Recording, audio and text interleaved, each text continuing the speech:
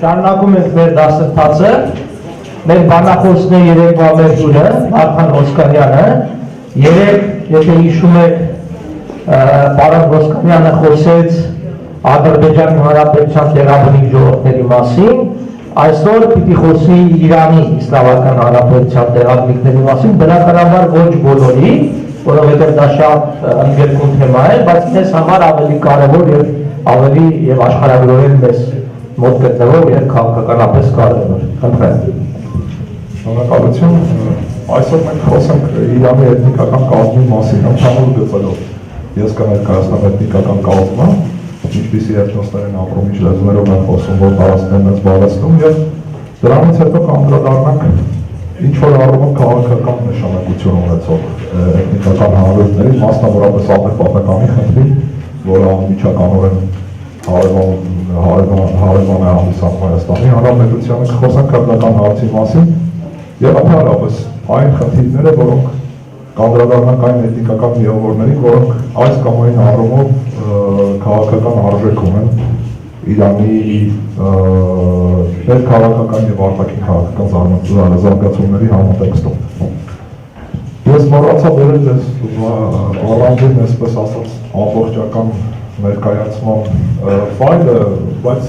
այս քարտեզի վրա կփորձեմ ներկայացնել այն ինչ որ պատրաստում էի անել։ Եթե նայեք քարտեզը լեզվաբանական քարտեզ է իրականում, այսինքն քարտեզում պատկերված է Իրանի լեզվական պատկերը, լեզուները եւ բարբառները, որոնք խոսվում են Իսլամական Հանրապետության տարածքում։ Եթե մենք բաժանենք ըստ լեզվաընտանիքների, ապա Իրանի Իսլամական Հանրապետության տարածքում ներկայում խոսվում են մի քանի լեզվաընտանիքների պատկանող լեզուներ եւ բարբառներ։ Դրանցից առաջինը անշուշտ ամենախոշորը դա իրանական լեզուների խմբի այս կամ այն լեզուն կամ բարբառն է, հնդեվրոպական ընտանիքի անդամ է, իրանական լեզուները, ինչպես եւ հայերենը, բացր իրանական լեզուները, ինչպես եւ հայերենը, հնդեվրոպական լեզվաընտանիքի անդամ են հանդիսանում, ուրեմն բացի իրանական լեզուներից հնդեվրոպական վարքման միակ լեզուն, որը Իրանի տարածքում վկայված է, դա հայերենն է, ըստ որում հայերը եւ հայերենը Իրանի տարածքում եղել են հիմնականում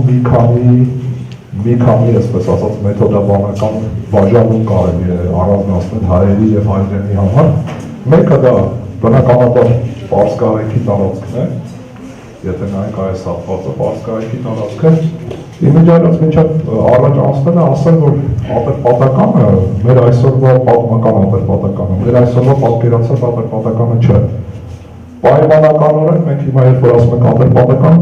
նկատի ունենք Արաքս գետից հարավ ընկած տարածքը։ Արաքսից հարավ ընկած տարածքը իրականության մեջ ադրբեջանը ավելի հարավ է գտնվում, մոտավորապես այս հատվածից, իսկ Ուրմիա լճի արևմտյան հատվածները երբևիցե չեն եղել ադրբեջան։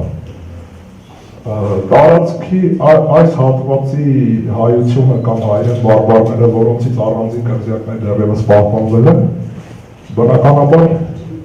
տեղաբնիկներ են, այսինքն ի սկզբանե բնակվել են այս տարածքում, որը հայտնի է պարսկահայ կանոնով, իսկ այս մասը պարսպատումնիքի գավառն է եղել, ներկայիս Ղարաբաղը, ուրեմն բայց մենք ունենք հայերի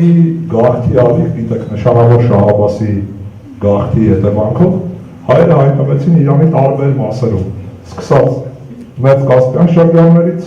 այս հատվածներից Գիլան Մազանդարան, վերջացրած կենտրոնական Իրան Սպահան եւ Սպահանի մոտ կառուցված ամենանշանավոր քաղաքը Նոր Ջուվան, այսինքն մենք Իրանի տարածքում ունենք բնիկ հայեր, այսօրվա Իրանի քաղաքական տարածք ասելով նկատի ունենք քաղաքական սահմանները, բնիկ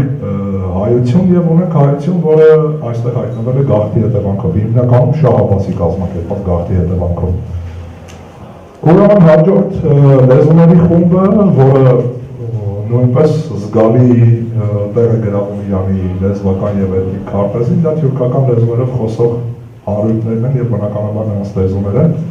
Թյուրքական լեզուներից եւ թյուրքախոս ժողովուրդներից ամենանշանակալին, ամենամեծաթիվը, ամենակարևոր դերակատարություն ունեցող Իրանի կյանքում դա այս կանաչով ընդգծված տարածքի բնակչությունն է, կամ մենք դրանց հաճախ կարելի է կոչել տարբեր տերմիններով, ազերի 3 որ խոսեցինք, սրանց կարելի է կոչել ազերի եզրով։ Հայերենի համար ըստիս ավելի ընդունելի ատրպատականցի եզրը, կարող ենք օգտագործել թյուրքախոս իրանցի, կարող ենք օգտագործել թյուրքախոս ատրպատականցիներ, լեզուն անշուշտ թուրքերեն է։ Ուրեմն հաջորդ խումբը թյուրքալեզուների դա այս տարածքում, Խորասանի տարածքում, Խորասան նահանգի տարածքում եւ այսօրվա վարչական բաժանմամբ նաեւ Գոլեստան նահանգի տարածքում բնակվող թուրքմեններն են, որոնք խոսում են նույնպես օղուզական խմբի լեզուներից մեկում, այսինքն ադրբեջաներենը կամ ադրբեջանյան թուրքերենը, թուրքմեներենը եւ Թուրքիայի թուրքերենը, դրանք միևնույն ենթախմբին, թյուրքական լեզուների միևնույն ենթախմբին պատկանող լեզուներ են, օղուզական խումբ են ասում, հաշվի առնելով, որ սրանք սերում են օղուզներից, օղուզական ցեղերից, եւ թյուրքալեզուների, այսպես ասած, կնուկազյաններ կարելի ասել, բայց իրականում բավական մեծ գրպանիքներ են այս հատվածում, կենտրոնական եւ հարավային Իրանում, ռաշկայցիները, բոլորը հավանաբար գիտեն, Նիսանը հայտնի, այսպես ասած, ամենագնացը արտադրում չէ, որ հայերը ասում են Քաշկայ կամ Կաշկայ, այս ցեղի անունով է, գիտեք էլի մեքենաների դեպքում Տուարեգ են ասում, չգիտեմ, Չիրոկի են ասում եւ այլն, որոնք ցեղերի հնդկացիական ես աֆրիկյան ցեղերի, Կաշկայցիները կամ Կաշկայցիները այս տարածքում բնակվող ժողովուրդ են, նույնպես օղուզալեզու են, օղուզական խմբի լեզուներից մեկով են խոսում, կամ փոքրիկ թյուրքալեզու կղզիակներ այս հատվածում ես չգիտեմ, ստեղ ոնց որ նշված չի խալաջներ եւ այլն, նույնպես թյուրքալեզու ժողովուրդները։ Եվ հիմնականում այսքանով կարելի է ավարտել թյուրքալեզուների հատվածը, հետո մենք առանձին կանդրադառնանք ընդհանուր պատկերի ներկայացումից հետո։ Հաջորդ խումբը դա սեմական լեզուներով խոսող ժողովուրդներն են, որոնք ներկայացված են երկու, այստեղ կարծեմ երկուսը նշված, բայց իրականում պետք է նշել 3 խումբ։ Դրանք առաջին հերթին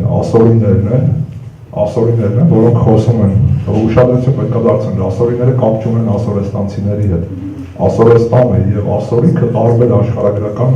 քաղաքական հասկացություններ են եւ տարբեր լեզուների մասին է խոսքը, երբ որ մենք ասում ենք ասորերը եւ երբ որ ասում ենք ասորերը։ Հասկանալի ասորիները եւ նրանց լեզուն, ասորիները արամեացիների ժառանգներն են, իսկ նրանց լեզուն նոր արամեական բարբարներն են։ Այսինքն ասորիների այսօրվա լեզուն ժառանգն է այն լեզվի, եթե պատկերավոր ասենք, որով խոսում էր Հիսուս Քրիստոսը։ Հիսուս Քրիստոսը եբրայերեն չէր խոսում։ Եբրայերենը արդեն այդ ժամանակ Պալեստինի ընդհանրապես Հրեաստանի տարածքում արդեն իսկ մեռած լեզու էր եւ հրեաները խոսում էին արամեերեն։ Հաջորդ երկրորդ, այսպես ասած, խոշորածավալ խումբը դա տեսեք այս հատվածում բնակվող արաբներն են, Իրանի արաբները, հաճախ սրանց կոչում են Իրանի արաբներ եւ ընդհանրապես կարծիք կա, որ սրանք համենայն դեպս սրանց որոշ մասը ծագումով արաբներ չեն, այլ արաբականացված տեղի նախկին իրանախոս բնակչությունն է, բնակվում է Խուզիստան նահանգում, հայերիս այդ նահանգը հայտնի է նաև մեր պատմական աղբյուրներից, Խուժաստան անունով, չէ, հիշում եք Արշակի պատմությունը, Արշակի եւ Շապուհի, չգիտեմ, Անուշ Բերդը եւ այլն, Խուժաստան եւ այս նահանգի բնակչության անունից մենք ունենք հայտնի Խուժան բառը։ Խուժան ցեղանուն է, որ նշանակում է բարբարոս վայրենից է, հայերենում բնականաբար ստացել է ածականական իմաստ եւ կիրառում է իմաստով, ինչով մենք այսօր կիրառում ենք։ Եվ ունենք փոքր խումբ, որը այստեղ ոնց որ թե նշված չէ, կամ մոտավորապես եթե սա է, ես չեմ տեսնում իմ սա ինչով են գրված, ամեն դեպքում մանդերացիները, որոնք նոր արամեական բարբարների շարունակող բարբարով են խոսում, սակայն դավանական առումով շատ հետաքրքիր խումբ են, առանձին կրոնական ուղղության հետևորդ են, ոչ մահմեդականը, ոչ քրիստոնյա, ոչ ծանոթ այլ կրոնների հետևորդ, այլ հենց մանդեական կրոնի հետևորդ են, սեմական ժողովուրդ։ Ուրեմն եւ այն ծայր արևելքում, Իրանի ծայր արևելքում այս մասերում մենք ունենք դրավիդյան լեզուներով խոսող ժողովուրդ, դրավիդյան լեզուները դա Հնդկաստանի մինչ արիական, մինչ հնդեվրոպական նվաճումը եղած լեզուներն էին, որոնք հետագայում հնդեվրոպացիների կամ արիների, այսպես ասած, մուտքի հետևանքով քաշվեցին հարավ ու Հնդկաստանի հարավային շրջաններում են այսօր հիմնականում խոսում թամիլերեն, չգիտեմ, թելուգու, կաննադա եւ այլն,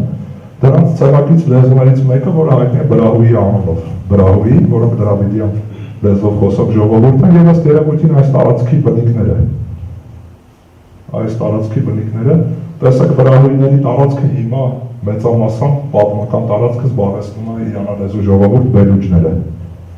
բարուջեր են ասում, բելուջեր են ասում, եւ այլն, ընդհանուր առմամբ, մոռացա ասել, որ Շահ Աբբասի հետ միասին Իրանի տարածքում կենտրոնական Իրան, Ֆերիդան եւ այլն այդ շրջաններում հայտնվել են նաեւ որոշ թվով վրացիներ,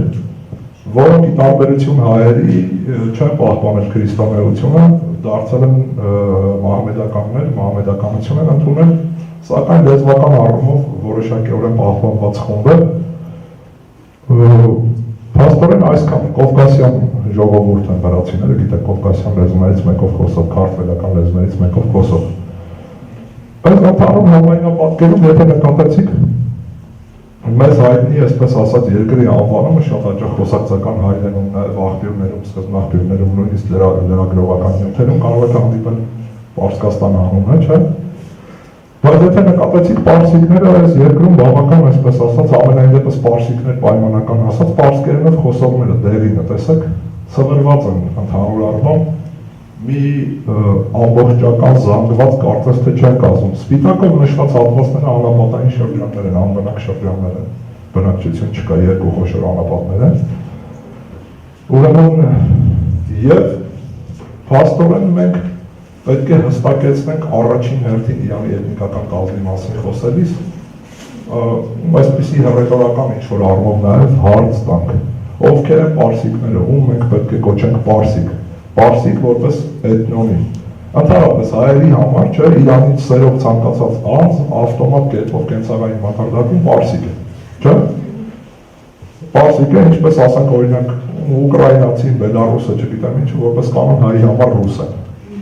առանձնապես մեծ տարբերակում չկա, նույնքեր նաև ռուսի համար այդքան մեծ տարբերակում չկա, հայի, ադրբեջանցու, վրացու, չեչենի միջև, մենք էլ կովկասցի ենք իրենց համար։ Այդպես, ասեմ, որ իրանցիների համար շատ հաճախ հայ տերմինը, պարսկերենով հայ տերմինը ընդհանրապես նշանակում է քրիստոնյա, ասենք օրինակ այս տարածքում կարող եք հանդիպել տեղաբնիկ բնակչության ներկայացուցչի, որին երբ որ դու ասում ես ես հայ եմ, ինքը հայ որպես էթնոնիմ ընդհանրապես չի ճանաչում։ Իր համար հայ բնորոշիչը բացարձակապես նշանակում է քրիստոնյա։ Այս հարավային շրջաններում, Իրանի երևի հարավ-արևելյան շրջաններում այս հատվածը միակ շրջանն է, որտեղ հայերին որպես էթնոսի հիմնականում չեն ճանաչում, մնացյալ ամբողջ Իրանի տարածքում հայերը լավ ճանաչված են։ Այս տարածքում, երբ որ դու ասես ես հայ եմ, պարսկերենով խոսելիս ասես ես հայ եմ, ինքը կարող ասի հա, այստեղ մի հատ էլ հայ կա, գերմանացի հայ է, բառացիորեն։ Իրականության մեջ նկատի ունի, որ գերմանացի քրիստոնյա է, այսինքն քրիստոնյաների նկատի ունեն։ Հիմա ովքեր են պարսիկները, այս հարցը բավական բարդ եւ բավական խճողված, թվում է թե առաջին հայացքից որևէ խնդիր չկա, բայց իրականության մեջ բավական բարդ եւ բավական խճողված քանի հետ գործում ենք, եթե մենք նայելու ենք Իրանի պատմությանը ընդհանրապես Իրանի որպես այսպես ասած պետականության, որպես մշակութային երևույթի, որպես քաղաքակրթական երևույթի պատմությանը, ապա կտեսնենք, որ Իրանում առանձնապես մեծ կարևորություն չունի ով է իշխում տարածքում, այսինքն ի սկզբանե մենք տեսնում ենք տարբեր դինաստիաներ, տարբեր ծագման դինաստիաներ, չէ, մարական կայսրությունը չնայած հիմա ասենք հարցականի տակատերում արդյոք իրականության մեջ եղել է կայսրություն, թե չի եղել, Մարաստանը եղել է, թե չի եղել, մի խոսքով վիճելի հարցը առանձին քննարկման առարկա, հետո Աքեմենյան պետությունը չէ, մարերը դրանք իրանական ժողովուրդ էին, բայց ոչ պարսիկներ, իրանական ժողովուրդ էին, բայց ոչ պարսիկներ, ավելի պարզ լինելու համար ասեմ, որ չեխերը սլավոնական ժողովուրդ են, բայց ռուս չեն, կամ լեհերը սլավոնական ժողովուրդ են, բայց ռուս չեն, կամ թուրքմենները թյուրքական ժողովուրդ են, բայց թուրք չեն, այսպես ասած մեթոդաբանությամբ, որպեսզի ավելի հասկանալի լինի, մարերը իրականում պարսիկներ չեն, իրանական ժողովուրդ են, բայց պարսիկներ չեն։ Հետո մարերին հաջորդում Աքեմենյան, այսպես ասած արքայատողը, որը սերում էր հենց բուն Պերսիդայից կամ Պարսկից, այս հատվածը, որի անունով հետագայում մենք ամբողջ երկիրը սկսեցինք կոչել Պարսկաստան, նաև գույները Պերսիա եւ այլն եւ այլն։ Այսուհանդերձ պատմական այսպես կոչված Պարսքը կամ Պերսիդան հունական աղբյուրները այս տարածքն է, նույնիսկ մինչև հասնում է, ասենք չգիտեմ, տարբեր դարաշրջաններում փոխվում է, այնուհանդերձ այս հատվածն է իրան։ Ուրեմն Աքեմենյանները, որոնք սերում էին այս հատվածից, որոնք պարսիկներ էին,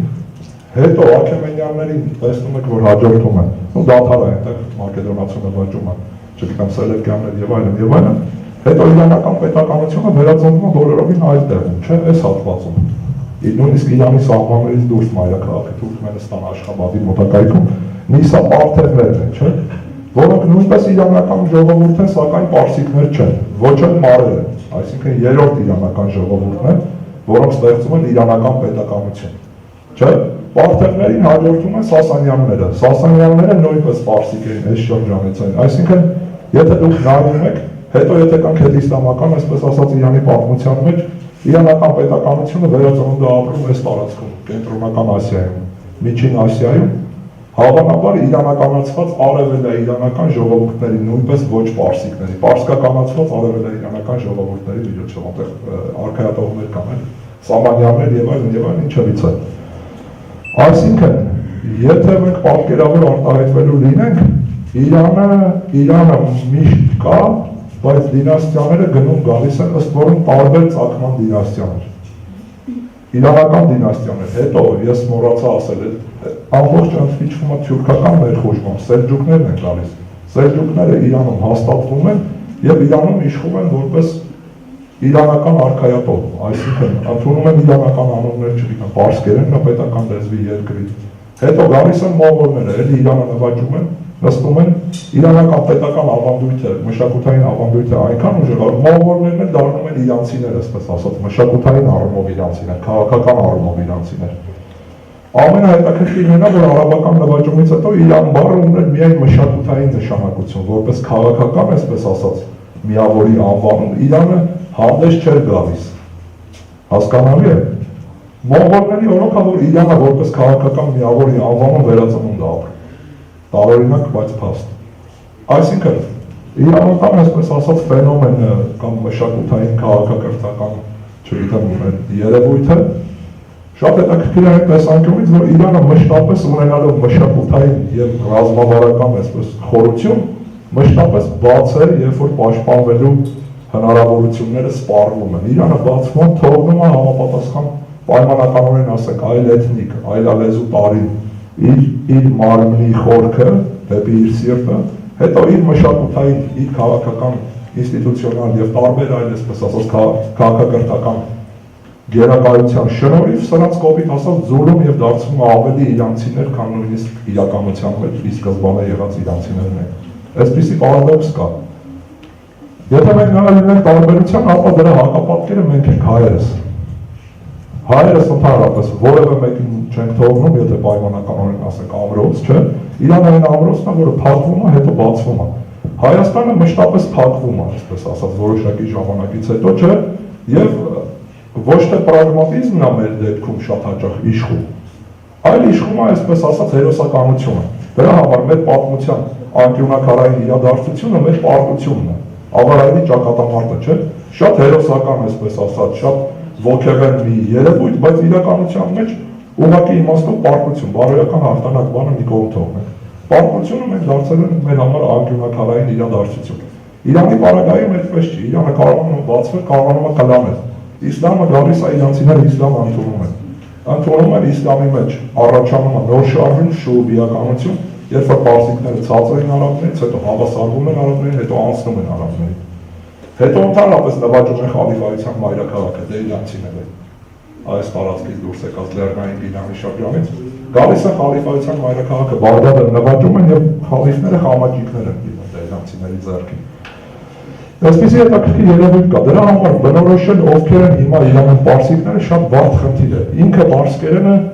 չունի հստակ եզրաբանություն կամ պարսկերենում պարսիկ բառի եզրաբանությունը ժամանակակից պարսկերենում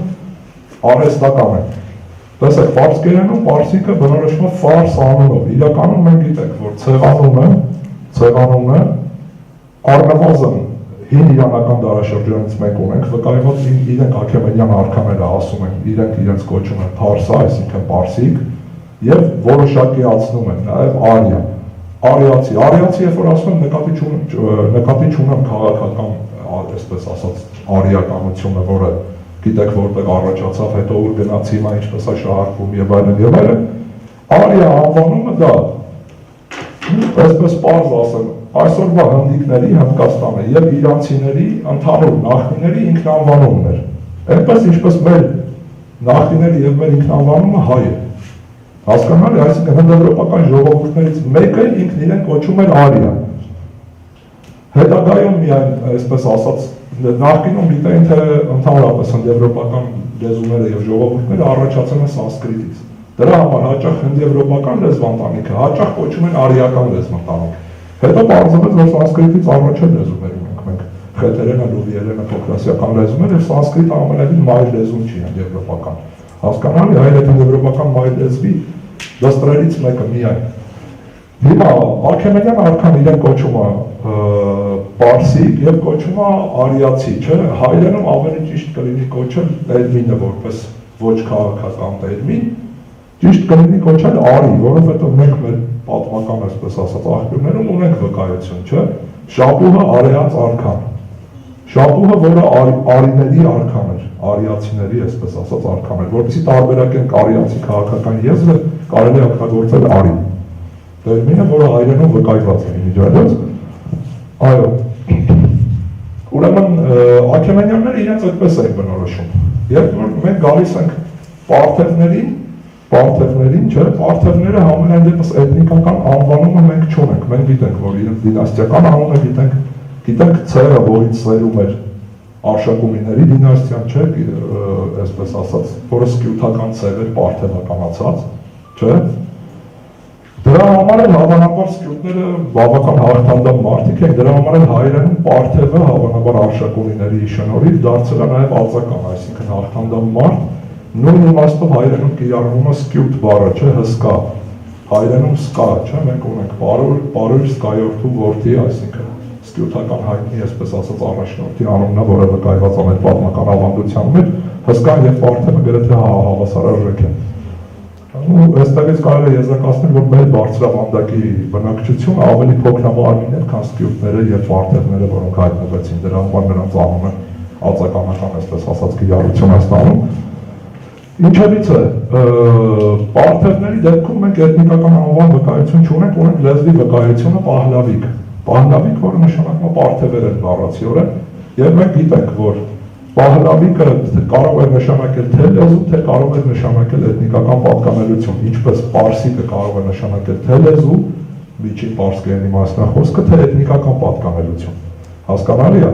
հայերենում մենք երեն ունենք, դրա համար պարսկերեն ենք սարքել։ Իրենց մոտ պարսիկը թե լեզու կարող է նշանակել, թե էթնիկական պատկանելություն։ Ասենք, ունենք Սասանյանների ժամանակից վկայված պարսիկ անունը որպես լեզվի անվանում, բայց հայերենի նյութը ցույց է տալիս, որ դա նաև եղել է էթնոնիմ, էթնիկական անվանում։ Այսինքն դեռևս Սասանյանների օրոք մենք ունենք պարսիկը։ Հետագայում մենք պարսիկ բառը ունենք միայն բացառապես որպես լեզվի նշանակյալ, բնականաբար վերջի կի կորստով, չէ, փարսի, հետո դրա արաբականացված տարբերակը ֆարսի, որովհետև արաբերենում փ չկա, պարսիկի համար բառը պարսկերենում կամ պարսկերենի համար բառը պարսկերենում արաբականացված է, էլի պարադոքսալ երևույթ է։ Ոնց որ ասենք հայ բառը մենք դերենք, չգիտեմ, առանց հայի ռուսերենի ազդեցության ենթադրենք։ Ուրեմն փաստորեն պարսիկը որպես էթնոնիմ կորում է հետագա դարերի ընթացքում։ Ինչու է կորում։ Շատ էթնոնիմներ մենք ունենք մահմեդական արաբելքում,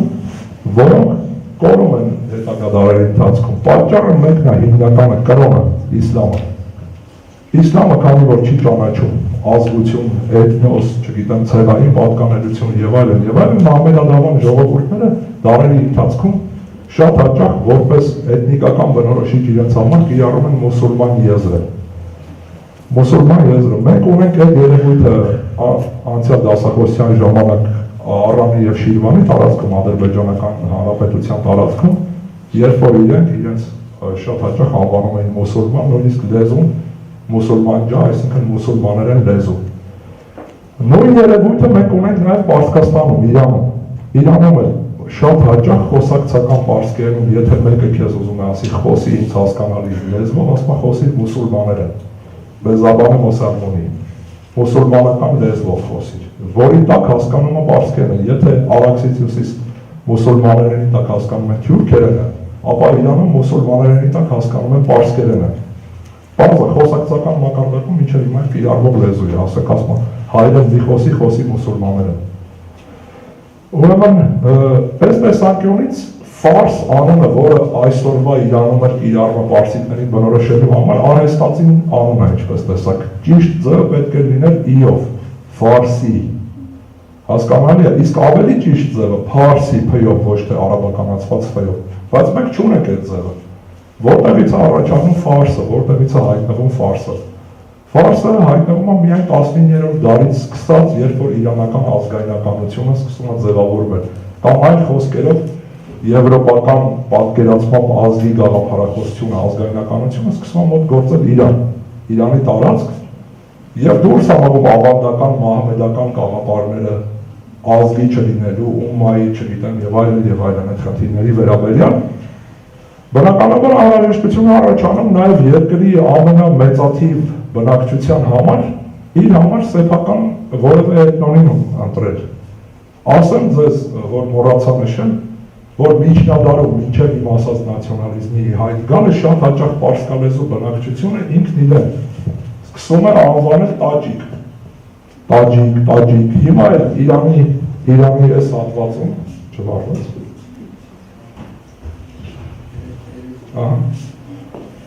Իրանի այս հատվածում ֆարս նահանգում Շիրազից դուրս գտնվող տեղի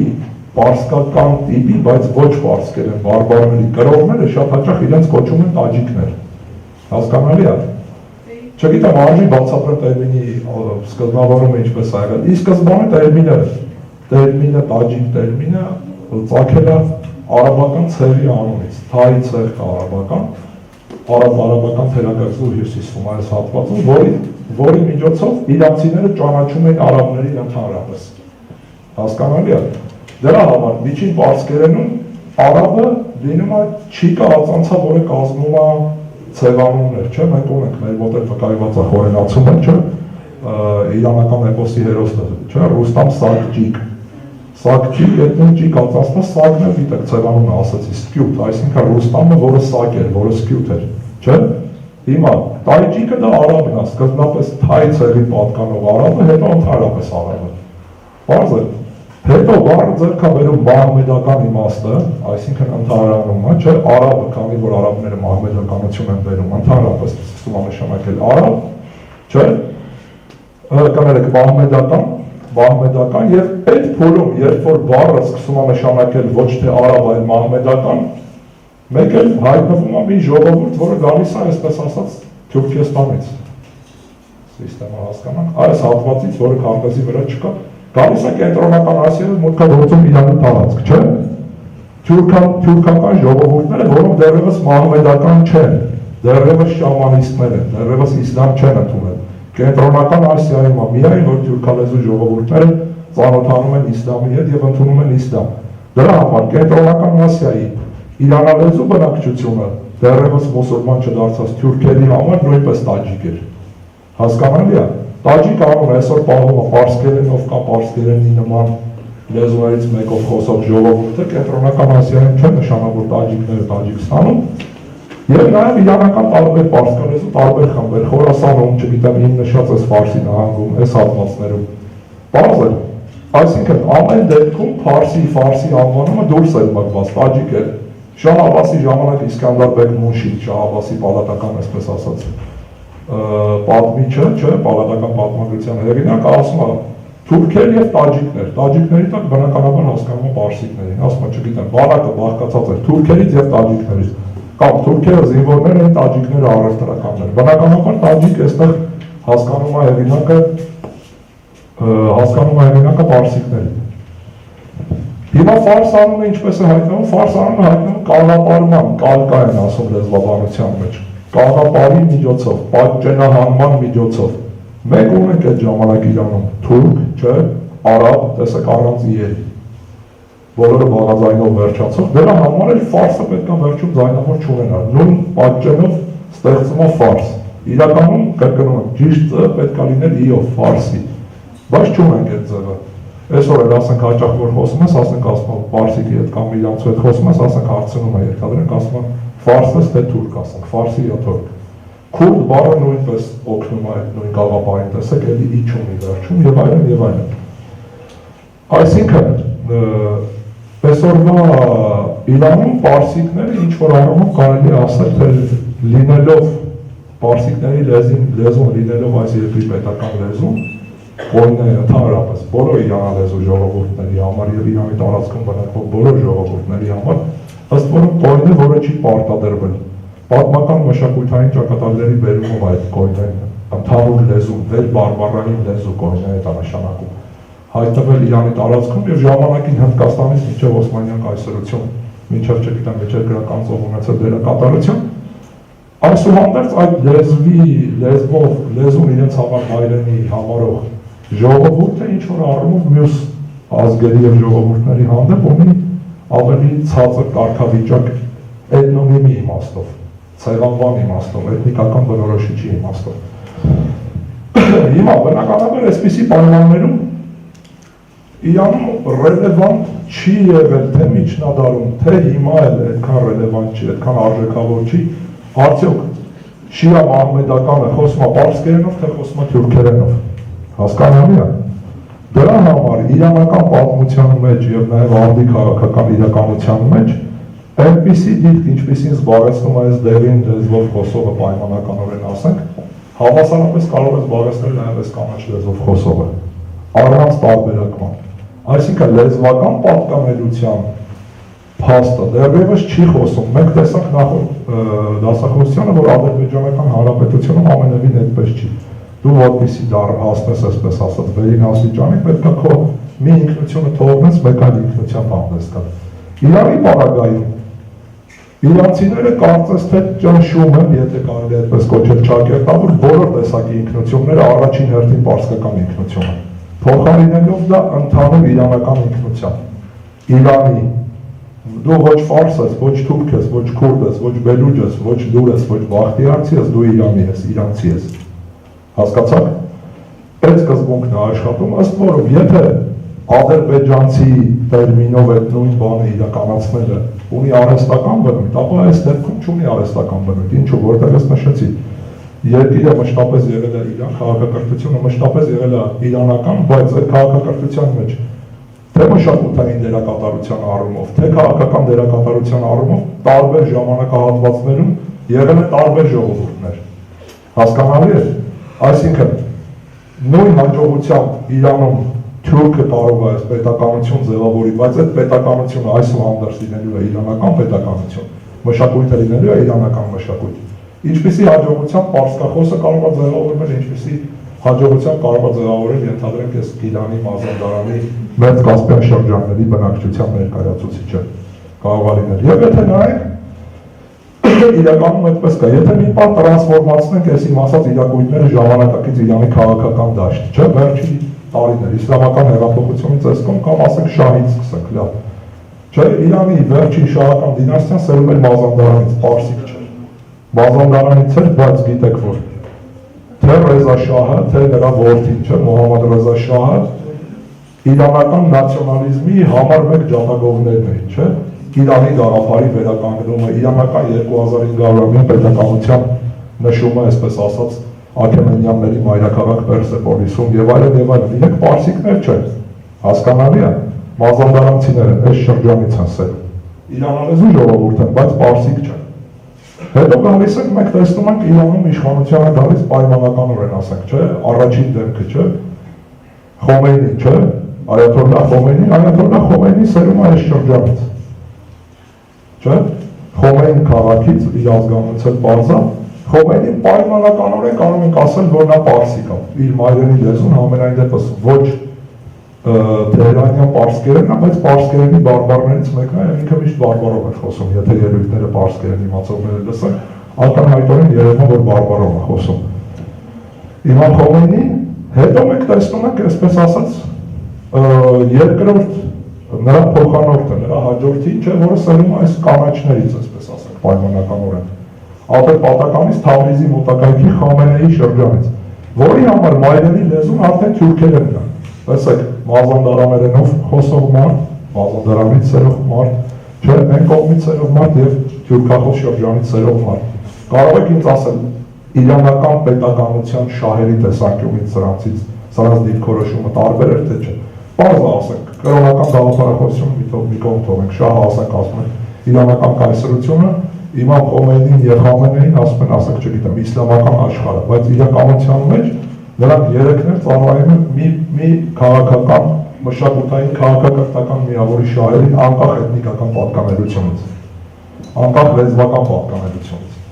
Հասկանալ է, եթե Իրանի նախագահներին սկսենք նայել, ապա այդտեղ էլ բավական հետաքրքիր պատկեր կլինի։ Համենայն դեպս մի նախագահը Ռաֆսանջանի սերում էր բուն պարսկախոս շրջաններից, այս հատվածից Քերման Ռաֆսանջան, բայց մյուս երկու նախագահները Իրանի սերում են այս շրջանից, Ահմադինեժադը և ներկայիս նախագահը։ Սերնան նահանգից, ըստ որում երկուսն էլ տարբեր, այսպես ասած, ոչ պարսկական բարբառային շրջաններից սերով են։ Պայմանականորեն այդ բարբառային շրջանները կարող են կոչել պարթևական շրջաններ, որտեղ այդ բարբառները ըստ ամենայնի պարթևերենի շարունակողներն են։ Այսինքն, նախագահների մակարդակով են մի հատ պարսիկ է իշխել, երկու պարթև են իշխել, որոնցից մեկը հիմա էլ է իշխում, գեղարվեստական ասած, հասկանալի է։ Ահա այս տեսանկյունից է, որ Իրանը չի ընկնում այն մեր դասական դասակարգումների տակ, երբ որ մենք ասում ենք ազգային փոքրամասնություններ, չգիտեմ, էթնիկական բազմազանություն, էթնիկական լեզուներ եւ այլն եւ այլն։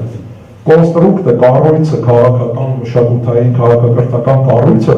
չի ձևավորվել արտաքին միջամտության արդյունքում կամ արհեստական կերպով, օրինակ սովետական, այսպես ասած, միությունը, չէ,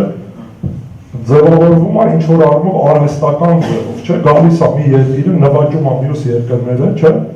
ասում է ընդհանրապես շուտով ազգությունները կվերանան, չէ, առաջիկայում պետք է վերանան սոցիալիստական ազգալինելու եւ այլն, ռուսերենը լինելու բոլորի լեզուն, բոլորը լինելու սովետական քաղաքացի, այսպես ասեմ, չէ,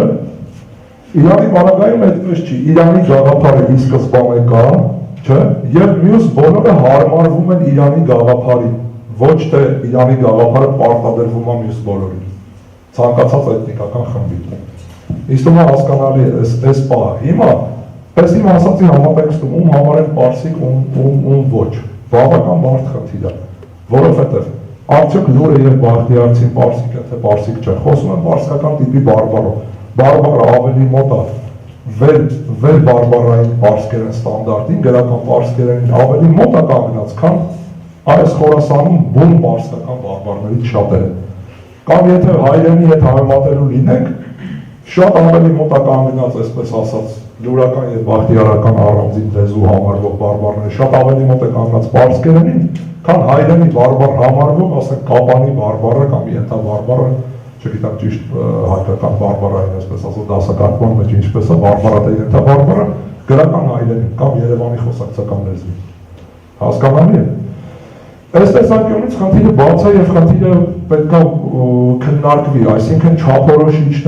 չափորոշիչներ հստակ մշակել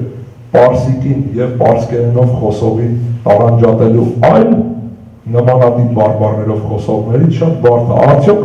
տեսեք, այս Շիրազից հարավ խոսվում է, այս Խաշղայցիները մի կողմ թողնենք, ստեղ չկա երևի։ Լարիստանի տարածքն է, ֆարսի մեջ խոսվում է պարսկական տիպի լեզու, բայց որը պարսկերեն չի, ամենևին պարսկերեն չի։ Կարող եք մի բնակավայրում գտնել լեզու, որը պարսկերեն չի, պարթևերեն չի, չգիտեմ, որը այսինքն անկախ առանձին լեզու է, բայց այդ բարբառի կրողը իրեն առանձին ինքնություն չի վերագրում։ Հասկանալի է։ Հիմա այս համատեքստում տեսեք, կա ինքնության կերտման տարբեր մեխանիզմներ կան, մենք վերցնում ենք Իրանը որպես ամբողջականություն, որը ըստ ինքյան չունի խնդիրներ կապված ինքնության հետ, կամ այդ խնդիրները դարերի ընթացքում ինքնստինքյան, այսպես ասած, պատմական զարգացումների ընթացքում լուծվել են։ Այսինքն, Իրանի հզորության մասին, որպես ընդհանուր քաղաքակրթություն պետություն, մտածել է, թե Սելջուկը, որը եկել է այստեղ, Մտածել թե Սասանյան արքան, որը պարսիկ էր, մտածել թե Պարթևը, որը պարսիկ չէր, բայց իրանցի էր, մտածել նաև վերջին ասենք օրինակ թյուրքական դինաստիաներից Ղաջարներն են մտածել։ Չէ, Ղաջարները թյուրքական դինաստիա են, որոնք Իրանում բավական երկար իշխեցին, չէ։ Այս համատեքստում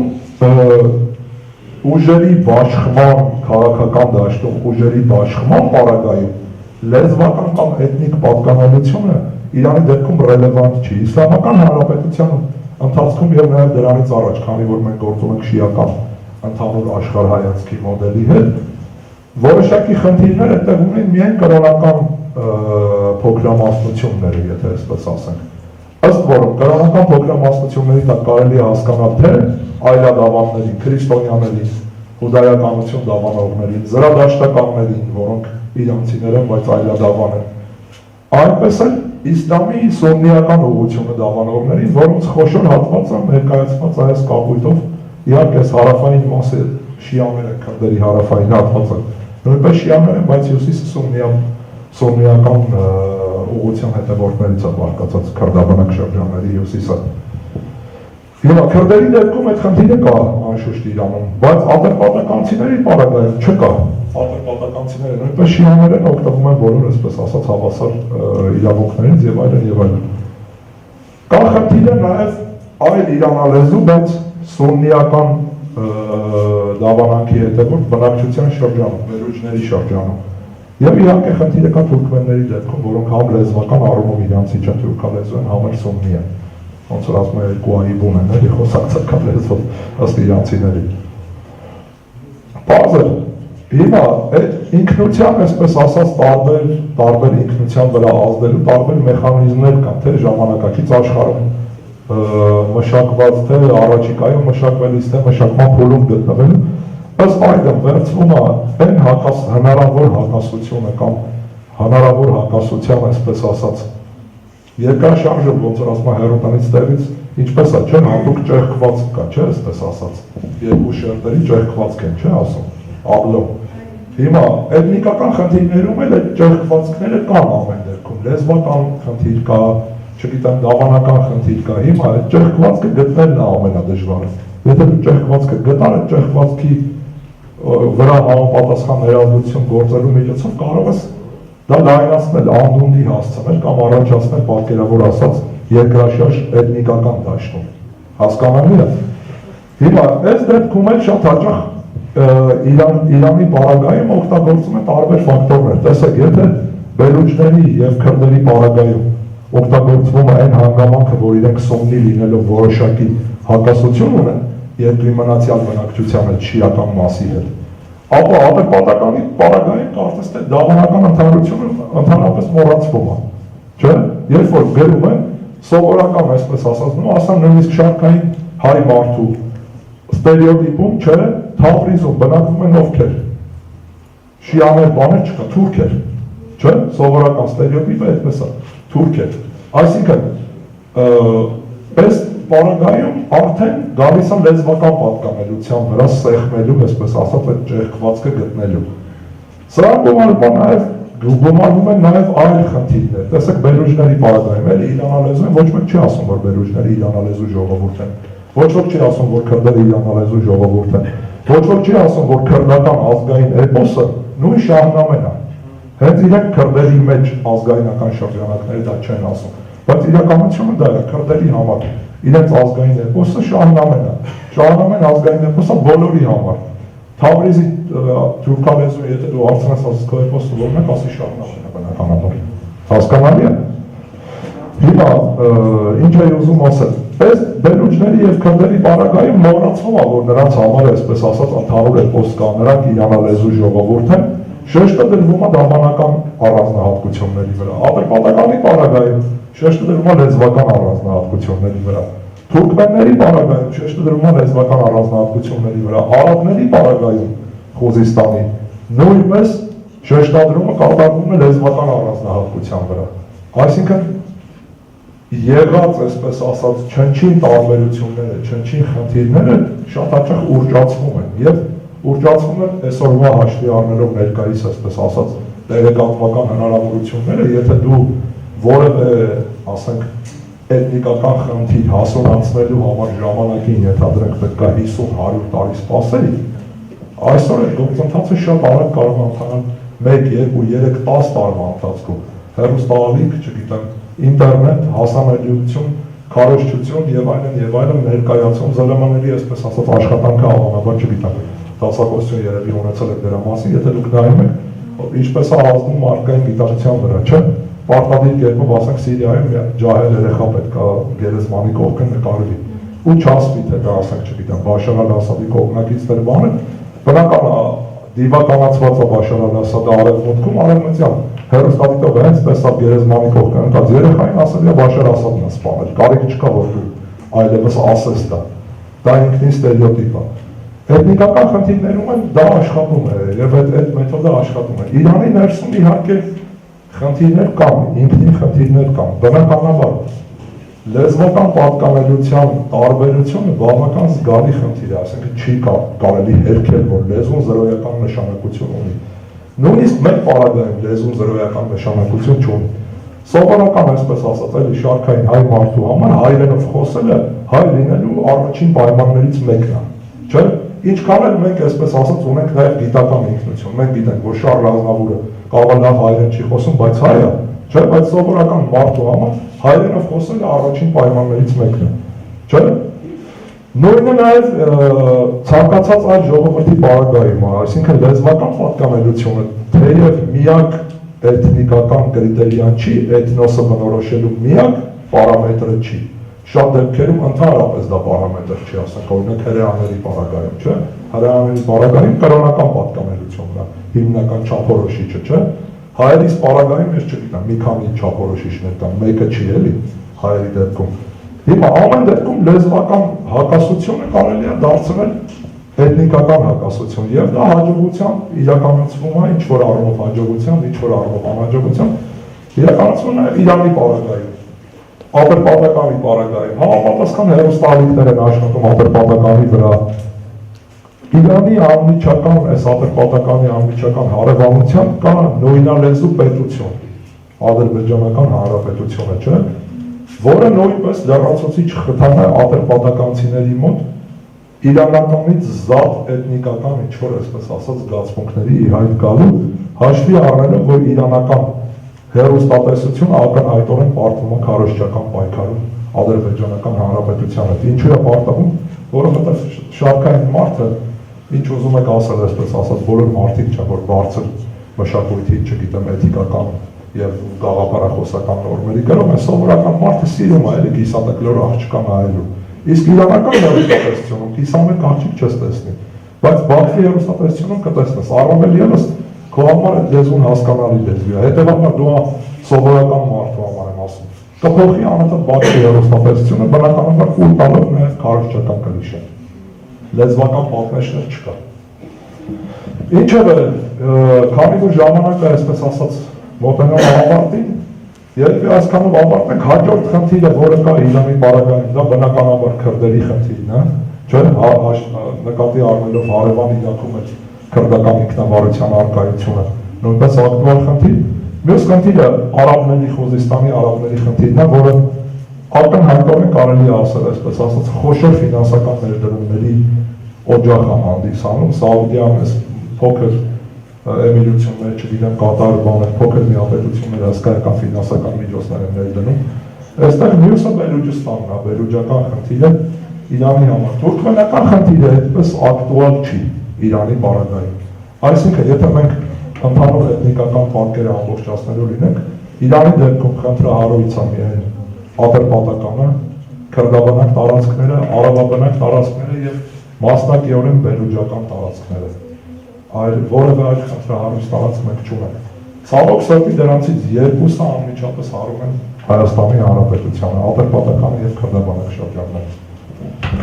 Շնորհակալություն։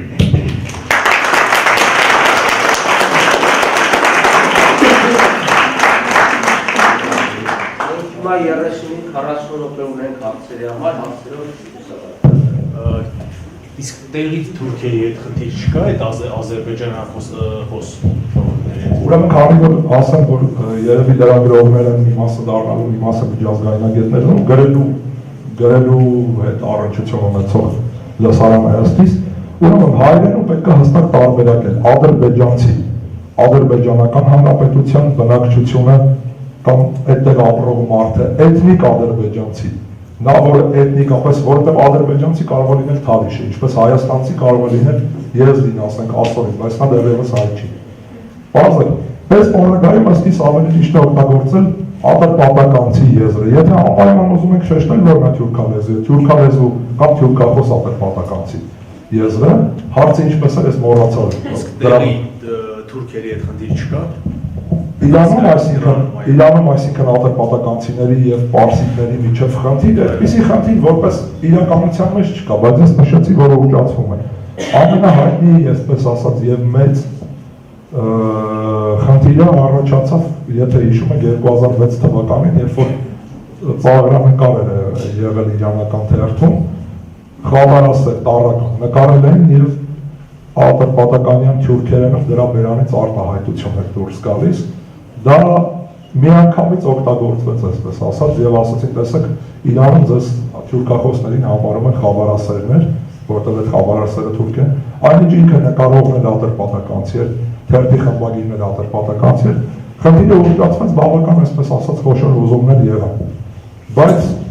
դրանից դուրս, եթե մենք նայում ենք, առաջին անգամ պրոբլեմը խնդիրը կապված ատրպատականի հետ, իրականում սկսվում է խորհրդային զորքերի մուտքից հետո, երբ որ խորհրդային զորքերը երկրորդ համաշխարհային տարիներին մտել էին ատրպատական, չէ, տարածքը օկուպացվել է, այդտեղ ստեղծվեց այսպես կոչված Հարավային Ադրբեջանի դեմոկրատական հանրապետությունը, չէ, Փիշավարի ղեկավարությամբ, հետո իհարկե խորհրդային զորքերը դուրս եկան, իրանական կառավարությունը այդ փոքր խմբին ճնշեց, բայց այսուհանդերձ դրա հիշողությունները դեռևս կան։ Ասել, որ ատրպատականում անջատողականությամբ, թյուրքականությամբ, պանթյուրքիզմի, չգիտեմ, վտանգ չկա, իհարկե սխալ կլինի, կա վտանգ, բայց վտանգը այնքան չի, ինչքան շատ հաճախ ներկայացվում է։ Կներեք էլի ևս մի հատ, իսկ Հայաստանի Հանրապետությանը այդ տարածքի թուրքերից վտանգ կա։ Հայաստանի Հանրապետությանը չգիտեմ ես, եթե խոսքը գնում է պանթյուրքական, այսպես ասած, կամ թյուրքականություն կարոզող կազմակերպությունների մասին, ապա անշուշտ վտանգ կա, բայց հասարակ բնակչությունը ատրպատականում ընդհանրապես Իրանում հայերին շատ լավ ընդունում եւ Թավրիզում ասենք շատ բաներ, որ արգելված են, ենթադրենք նույն ատրպատականություն հային թույլատրել են, ենթադրենք ծոմի ժամանակ, Ռամազանի ծոմի ժամանակ դու ցերեկը ծխելով փողոցով կարող ես գնալ, այնինչ իրենք չեն, իրենց չի կարելի դա անել, հենց որ հարցում են կարող ես ասել հայեմ եւ խնդիր չես ունենա։ Ընդհանուր առմամբ ձեզ մի բան ասեմ, ինչքան էլ տարօրինակ լինի, Իրանի ամբողջ տարածքում մեր ուսանողներից էլ էստեղից կան, որ շփվում են պարսիկների ճակերտավոր, այսինքն իրանցիների հետ, թերևս մեզ հետ ինչ որ աշխարհայացքային, չգիտեմ, ընդհանրություններ, կենցաղային եւ այլ ընդհանրություն, ավելի շատ ընդհանրություն ունեցող միակ ժողովուրդը դա հենց ատրպատականի թյուրքախոսներն են։ Տարօրինակ էլ չի, որ նրանք հայերենը ավելի լավ են յուրացնում, ավելի շուտ են յուրացնում, քան պարսկախոսները։ Այսինքն, տեսեք, Ադրբեջանում շատ հաճախ ասում են, չէ՞, կիսված ժողովուրդ։ Երկու ժողովուրդ ենք, մենք արաքսը կիսել ենք, ես մնացել եմ Իրանում, չէ՞։ Հիմա ու պատկերավոր ասած, ամեն մի հայերի դեպքը բերենք, հայերն էլ չէ, ծվերված են աշխարհում ենք, պատկերավոր այսպես ասած, մի քիչ անեկդոտիկ ձևով ասած, այսուհանդերձ ցանկացած սփյուռք հայ երազում է մեռնել եւ թափվել Հայաստանում, չէ՞։ Բայց որևէ թափիչ չի երազում թափվել։ Հասկանալի է, իր համար Բաքուն այնպիսի նույնպիսի քաղաք է, ինչպես Երևանը, իր համար որևէ զգացմունքային, մշակութային, քաղաքակրթական, պատմական եւ այլ լիցքեր չկրող սովորական քաղաքներից մեկն է։ Հասկանալի։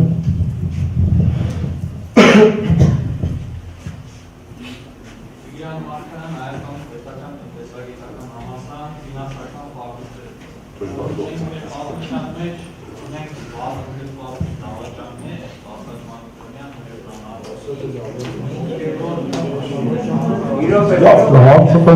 հարցը ծրտա երեկասանը։ Մի քիչ բարձր։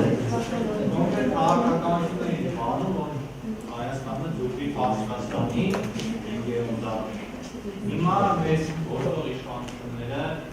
նույնպես անտարբերություն են հավելում անկեն ինքնության պահպանման հարցում։ Խնդրեմ ասեք ձեր կարծիքով մեր այսօրվա գործող իշխանությունները ինչով են էականորեն իրենց առաքելության շագերտավոր տարբերվում մեր 5-րդ դարի լեգենդար դավաճանները։ Ուրեմն նախ ասեմ, որ ընդհանրապես ցանկացած մեկին պիտակավորելու համար միայն Եղիշեի Վասն Վարդանած եւ Հայոց պատերազմին բավարար չի։ Սկզբնաղբյուրի հանդեպ պետք է ունենալ քննադատական մոտեցում, ես որպես գիտնականներ եմ ասում դա, այսինքն եթե խորենացին գրում է, որ ենթադրենք Բագրատունիները ծագում են հրեաներից, դա ամենևին էլ դեռևս ապացույց չի, որ Բագրատունիները իրոք ծագում են հրեաներից։ Նույն կերպ էլ այս ձեր ասած դավաճանները, Բերուժան Արծրունին եւ Վասակսյունին դավաճաններ էին, այսպես ասած, Ռաֆու համապատասխան պատմավեպերում 19-րդ դարում, երբ որ խնդիր կար հայկական ինքնությունը, այսպես ասած, խթանել, ընդհանուր մինչև սեփական մորը սպանելու պատկերի ներկայացմամբ։ Ես համոզված եմ, որ հիմա հայկական ինքնությունը խթանելու համար ամենևին կարիք չկա, որ պատմավեպի հերոսը իր մորը սպանի։ Հիմա եթե այդ համատեքստից ելնելու լինենք, ընդհանրապես շատ վտանգավոր մոտեցում է, երբ որ բաժանում են, անկախ նրանից մարդի իշխանության մեջ, անդիմության մեջ է, երբ որ հասարակությունը բաժանում են դավաճանների եւ այսպես ասած նվիրյալների։ Շատ դժվար, ավելի դժվար չափորոշիչներ են պետք դավաճանների համար, եթե չկա, ասենք մարդը, որը չգիտեմ, հայկական բանակի, ես իմ զորքերի դիսլոկացիան չի վերցել եւ վաճառել Ադրբեջանցում, այսպես ասած վերացական դավաճանության խնդիրը բավական բարդ է, սուբյեկտիվ ընկալման հարց է։ Պես տեսանկյունից արդյոք Հայաստանի Հանրապետությունում հայկական ինքնությանը վտանգ սպառնում է, թե չէ։ Ձեր հարցը ավելի այսպես ասած գիտական կաղապարման մեջ բերել։ Երևի դա եք ուզում հարցնել։ Հայաստանի Հանրապետությունում հայերի ինքնությանը վտանգ չի սպառնում, հայերը չունեն զորվելու վտանգ Հայաստանի Հանրապետությունում, չունեն վտանգ, որ կարող են սեփական լեզուն կորցնել, եթե համատարած այսպես ասած իրենց երեխաներին չբռնեն, որը ոչ մեկ չի պարտադրում եւ տանել ենթադրենք թե բացվելիք ռուսական դպրոցներ։ Եթե հետաքրքիր բառ է շատ, բայց աշխարհից առաջ փաստեր կան, էլի։ Աջան։ Աշխարհից առաջ փաստեր կան։ Դե հիմա խորհրդային միության տարիներին ամենևին չէին պարտադրում, ասենք նշանավոր լեզվաբան Վարսելյանին, որպեսզի իր երեխաներին ռուսական դպրոց տաներ։ Հայոց լեզվի պատմությամբ զբաղվող մարդը։ Այսինքն ամենայն դեպս ես ինչքան ապրել եմ խորհրդային միության տարիներին, մինչև 16 տարեկան երևի ապրել եմ, նման պարտադրանք չկար, այսինքն դա այլ խնդիր էր, քաղաքականության խնդիր էր, չգիտեմ այսպես ասած, իրեն ինչպես հիմա շատ մոդայիկ է, այսպես ասած դարձել եվրոպական որևէ բան ունենալ, այն ժամանակ էլ ռուսամոլությունն էր տարածված Հայաստանում, այսինքն այդտեղ հիմա մի կողմից կարելի է մեղադրել իշխանություններին, ասել ինչու արգելք չեք դնում, չգիտեմ, այս չեք անում, մյուս կողմից էլ մեկ այլ թևեր կգա, ասի դու գիտեք ինչ կա, մարդու ազատության վրա բռնանում եք, եթե նա ուզում է իր երեխան ռուսերեն սովորի, ոչ ոք իրավունք չունի, ելնելով մարդու իրավունքների 177 դեկլարացիա կբերեն ձեր առջև կդնեն։ Ուրեմն խնդիրը այստեղ է, ըստ իս հայերիս որպես առանձին էթնիկական ինքնություն Հայաստանի Հանրապետությունում վտանգ չի սպառնում։ Սեփական պետականությունը էթնիկական ինքնության պահպանման եւ զարգացման, այսպես ասած, բարձրակետն է, բարձրագույն մակարդակն է։ Հայերիս դեպքում բարեբախտաբար մենք տարածքային կորուստների, պատմական ճակատագրերի, չգիտեմ, դժբախտությունների միջով անցնելուց ի վերջո ունենք մեր պետականությունը։ Անկախ նրանից մենք գոհ ենք այդ պետականության ընթացքից, դժգոհ ենք եւ այլն, բայց մեր ինքնությանը որևէ վտանգ չի սպառնում։ Վտանգ է սպառնում Հայաստանին, այսպես ասած, դեմոգրաֆիկ առումով, անշուշտ վտանգ սպառնում է, որևէ մեկը չի կարող շղթել։ Եթե Իրանի Իսլամական Հանրապետությունում, այսպես ասած, բնակչության աճը մի տարվա մեջ կարող է կազմել, չգիտեմ, 700,000, ապա Հայաստանի Հանրապետությունում եթե 70,000 լինի, բար կտանք Աստծուն կամ հարևան Թուրքիան։ Այսօր Հայաստանի Հանրապետության, այսպես ասած, ես իմ, եթե գնաց սուբյեկտիվ կարծիքին, պետք է հստակ քարոզտարվի ծանելիության խթանման արտագաղթի ամեն գնով, ըստ որում արտագաղթի մի որոշակի մասն էլ խթանվում է ոչ թե տնտեսական, այսպես ասած, պատճառներով, Դեն երկիչ բաները, որ կան աստղերը, որ Լոս Անջելեսներում ամեն օր ցույց են տալիս։ Դրանք ամենևին վատ ապրելուց չի, որ Հայաստանից հեռացել են։ Հասկանալի է, նաև մոդայի տուրք տալու, այսպես ասած, բան կա, որ հայերենապետ մեկ դրանք Լոս Անջելեսում ապրեն։ Բարձր, այսինքն այդ արտագաղթն միայն տնտեսական կամ չգիտեմ, որ բոլորը ցանկանում, ես չեմ կարծում, որ Հայաստանում մեկը կա, որ ուզում է Հայաստանը հայերից դատարկել։ Այդպիսի մարդ չեմ կարող պատկերացնել ես։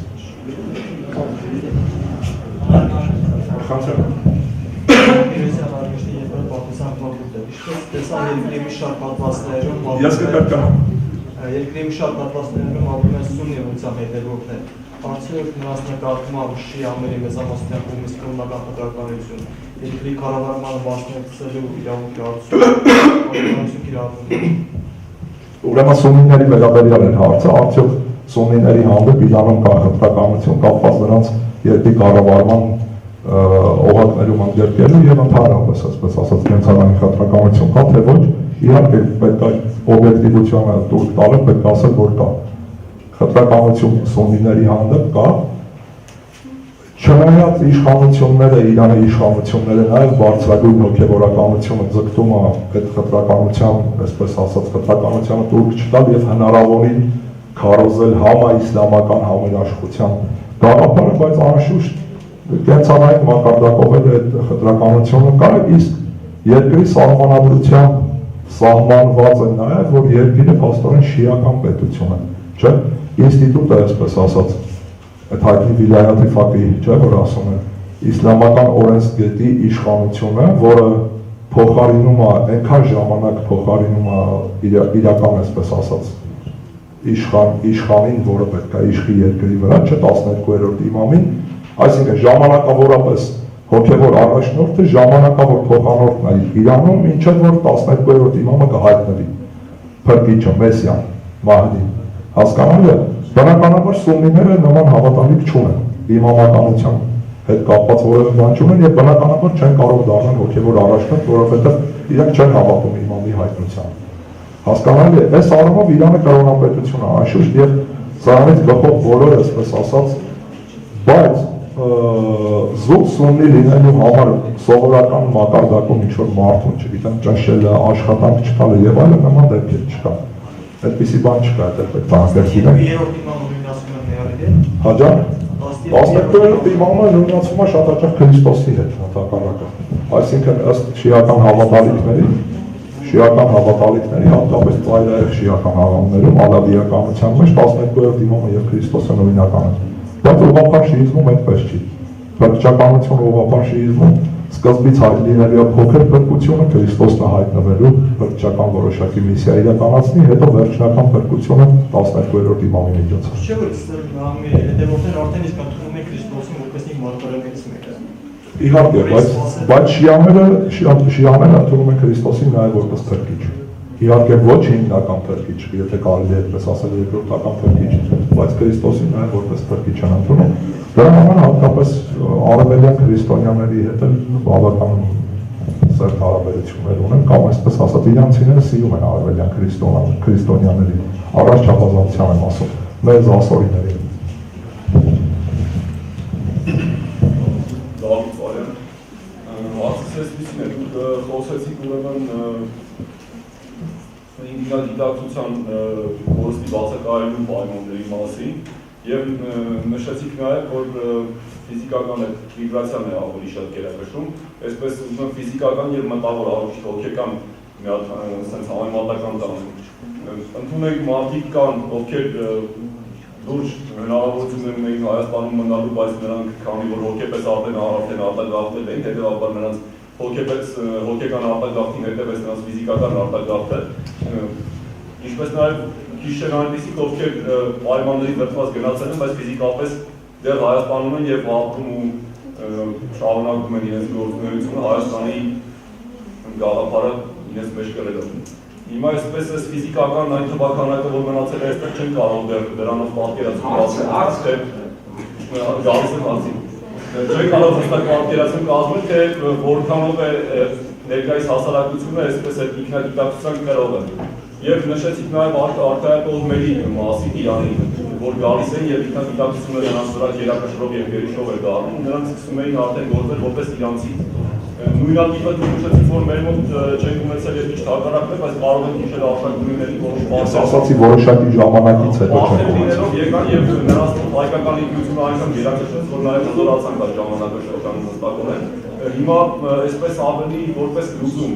նաև ձեր տեսակետը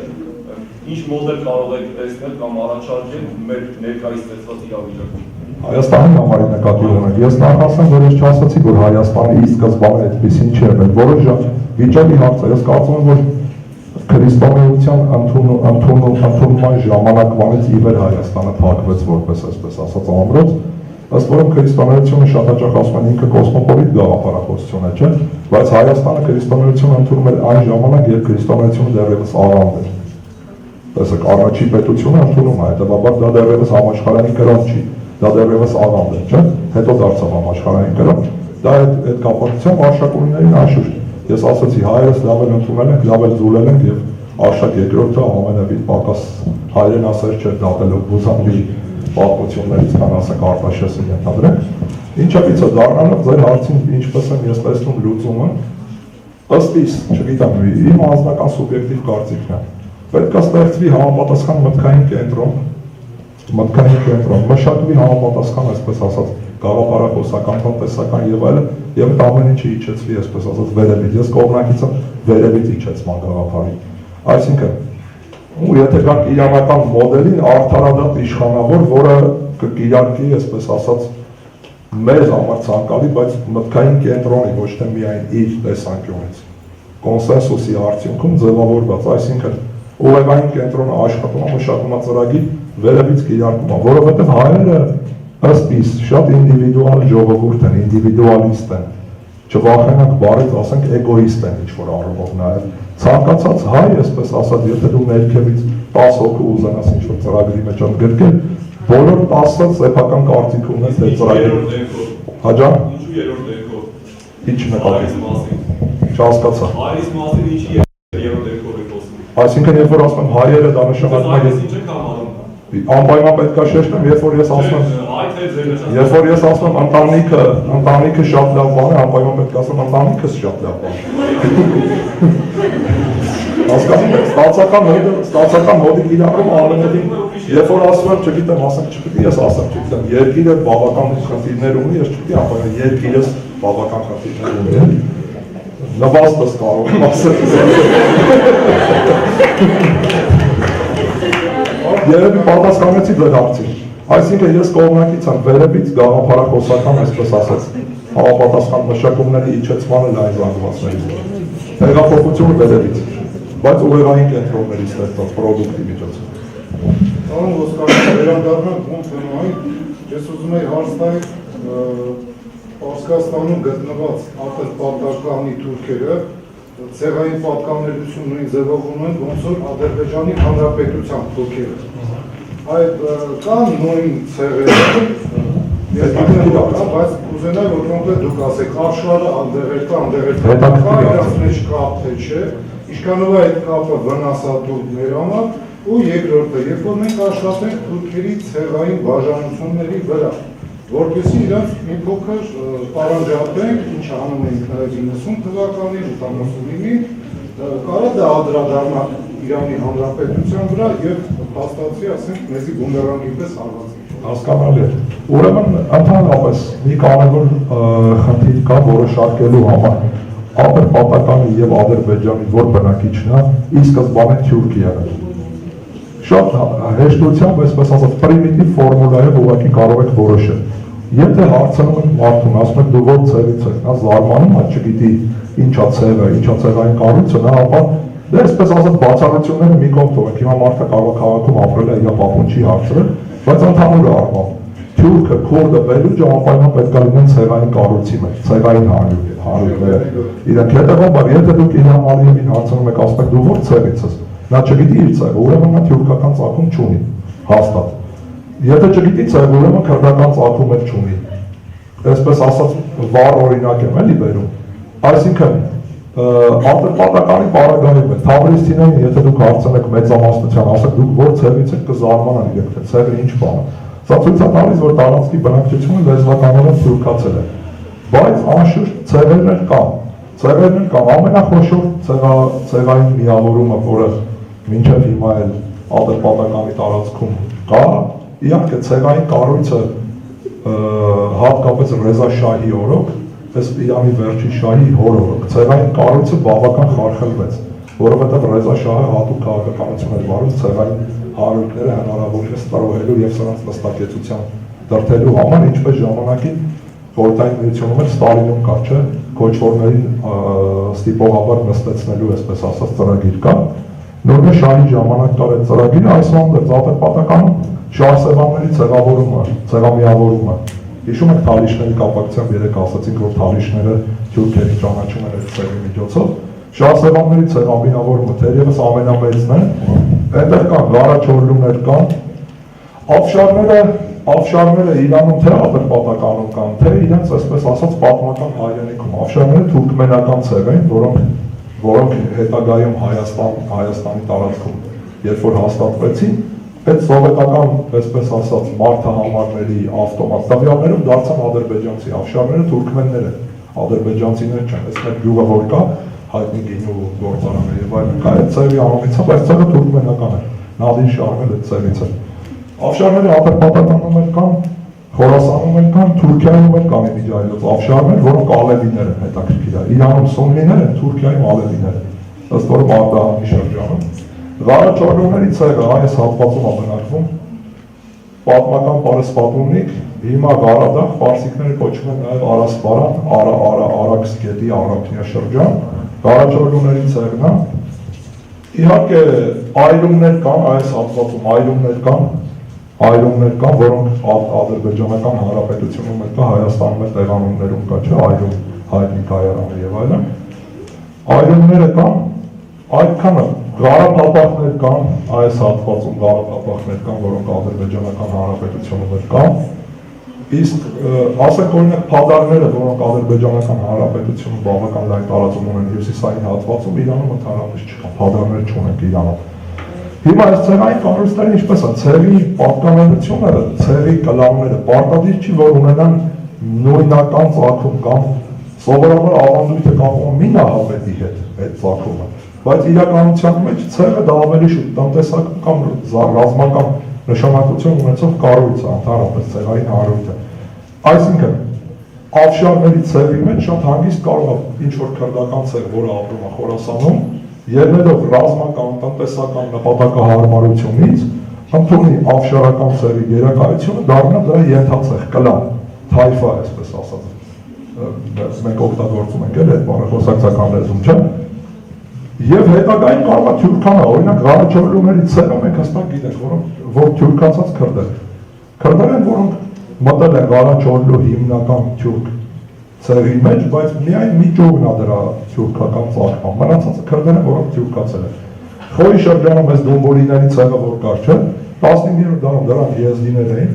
հետո իսլամ ընդունեցին, քրդացան, իսկ շատ վաղուց թուրքացան, Խորի խաները այս ցեղից էին սերում, դոմբոլիների ցեղից, որոնք սկզբապես եզդի են, հետո քրդացան, հետո թուրքացան։ Հասկանալի է։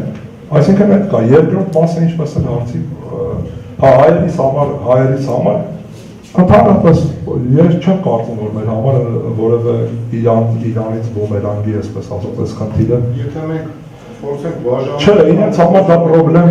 պրոբլեմ չի։ Համենայն դեպս այրումների դեպքում այրումները Ադրբեջանական հանրապետությունում հիմա էլ բնակվող այրումները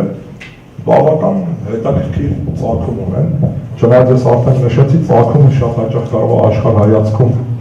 տվյալ պահին դեր չկատարել, այսինքն մեզանից որևէ մեկը չի մտածում, թե 10,000 տարի առաջ իր նախնինով է եղել, չէ՞, ինչ ծագում ունի։ Միգուցե ասենք Սկյութ է եղել, որը հայացել է, կամ Աշակունի է եղել, Պարթև է եղել, չգիտեմ, եւ այլն, ռելևանտ չի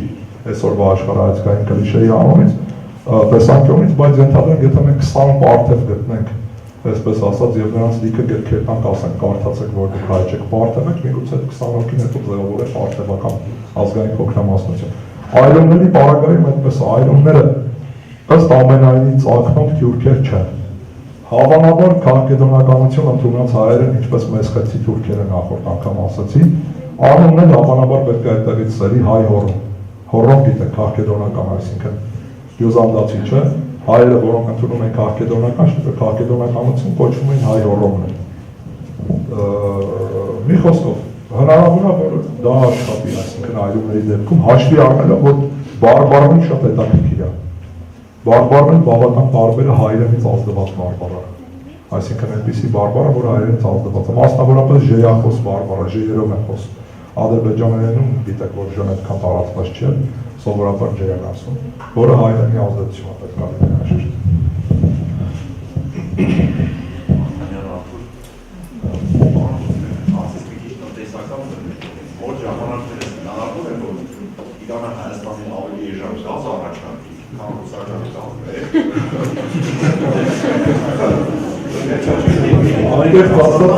Անկեղծ ասած, այդ հայտարարության հեղինակի հետ ես անձամբ զրուցել եմ, որ ասել է $100, մենք կարող է գազ տանք Իրանին։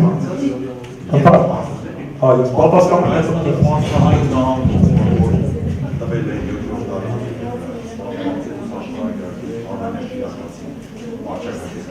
Այդ տարածում հիմա ապրող բնակչությունը գիտի, որ ուրիշի հայրենիքում է ապրում։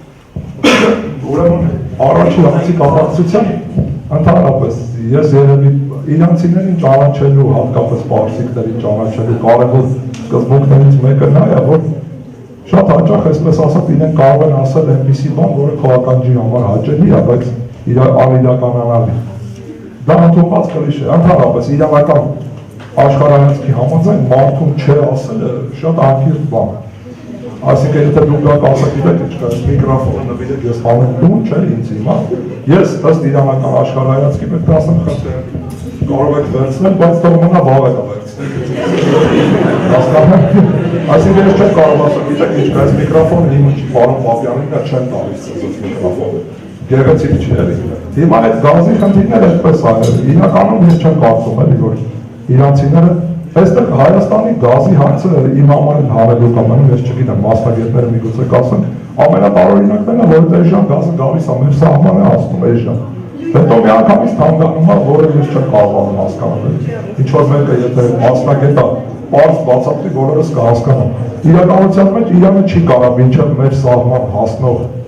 գնով գազ մեզ տրամադրել, ինչը մենք Ռուսաստանից ենք բերում, բայց հետո թե ոնց է թանգանում, դա այսպես ասած հազարների եկյատների պատմությունից է։ Չգիտեմ, երկրորդ հարցի կապակցությամբ որևէ մեկը չի կարծում, որ ինքը ապրում է ուրիշի տարածքում։ Եթե մենք ասենք քրդերի պարագայում արևմտյան Հայաստանում ամեն օր կարող ենք հանդիպել հիշողությանը, որ այստեղ հայի հողում ենք ապրում, հայի տանում ենք ապրում, այսօրվա ատրպատականի պարագայում նման բան չկա։ Նման բան կարող ենք հանդիպել միայն այս հատվածում Ուրմիա, Խոյ, Սալմաստ, որտեղի գյուղերը 1800-ականների Գրիբայեդովի հետ հայտնի ներգաղթի արդյունքում են դատարկվել, այդտեղ քանի որ եկեղեցիները բաները պահպանված են, հիշողություն կա, որ ասում են սա հայկական է եղել, բայց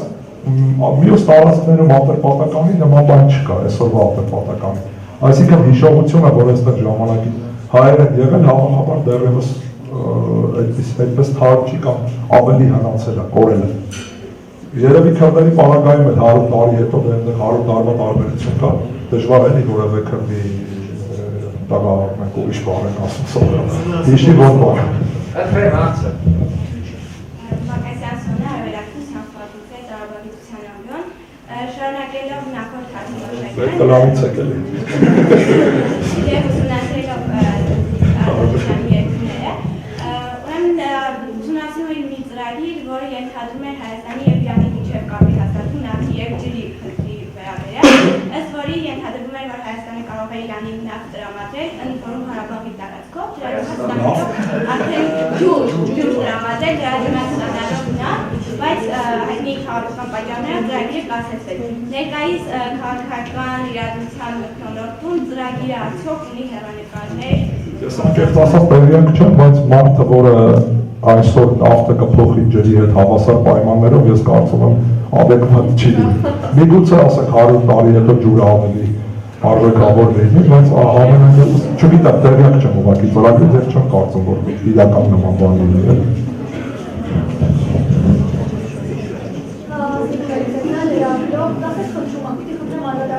Ադրբեջանական հարաբերությունների, մասնավորապես Ադրբեջանի քաղաքացիները ուզում են անցնել Նախիջևան, անցնում են Իրանի սահմանով, եւ որքանով ես եմ տեղյակ, ժամային վիզա է տրամադրվում 12 ժամյա ընթացքով։ Սիրուն պիտի խնդրեմ ասեք, թե որն է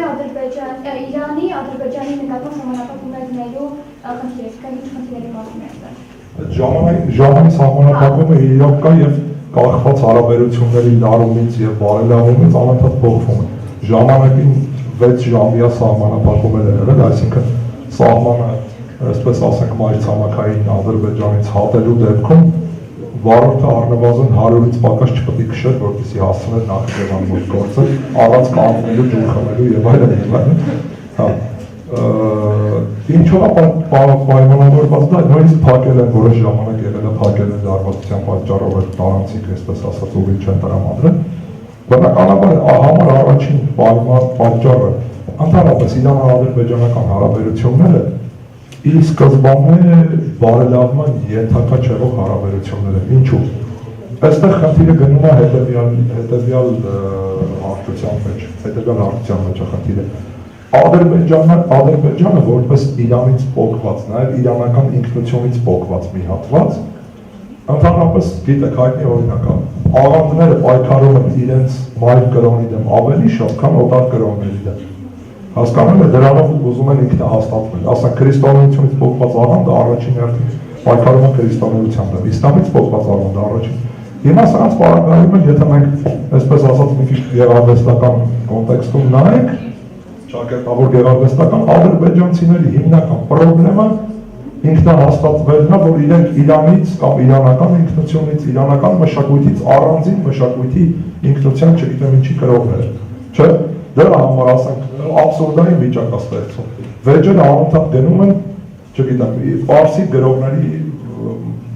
վերաբերյալ բանաստեղծների, Նիզամի, Խաղանի, ադրբեջանական դասական գրականությունը, եթե մենք այսպես ասած, հանեք այդ վիճակի գրողներին, այնտեղ համարյա բան չի մնա։ Հիմա Շահ Իսմայիլը, որը գրել է թուրքերենով, արդյոք ադրբեջանական գրականության գրող է, թե իրանական գրականության գրող։ Չէ, ըստ ադրբեջանցիների դրամաբանության իրանական, որովհետև Իրանի տարածքում է ծնվել։ Չէ, եթե Նիզամին ծնվել է այսօրվա Ադրբեջանի տարածքում, բայց նա գրել է թուրքերենով։ Իրանք ասում են համ սա է մերը, համ էլ նա է մերը, այսինքն մի դեպքում տարածքային պատկանելություն, մի դեպքում լեզվական պատկանելություն, խառնվում է իրար։ Կամ Ֆիզուլին ծնվել է Իրաքում, չնայած Թուրքիով է գրել, եթե Իրաքում է ծնվել, ուրեմն Ֆիզուլին իրաքցի գրող է, ոչ թե ադրբեջանցի գրող է։ Եվ այլն, դա մի օրինակ բերեցի։ Չէ, այսինքն իրենք ունեն հակասություններ մշակույթի ոլորտից սկսած, իմիջիայլոց կարող են մեզ շնորհավորել, հիմա մենք ենք լավաշի հարցով պարսիկների հետ կռվի մեջ ընկնելու, որովհետև պարսկական մամուլը անընդհատ բանանում, որ հայերը ուզում են լավաշը ընդունել, որպես հայը չգիտեմ ինչ-որ ՅՈՒՆԵՍԿՕ-ում եւ այլն։ Եվ կա վերջացած քաղաքական պատճառներով, համար մեկ պատճառը նկարտումները Իրանի տարածքի հանդեպ, այսպես կոչված մեծ Ադրբեջանի գաղափարը։ Հասկանալի է։ Այսինքն բոլոր սպեկտրներում, եթե երկու երկրների մեջ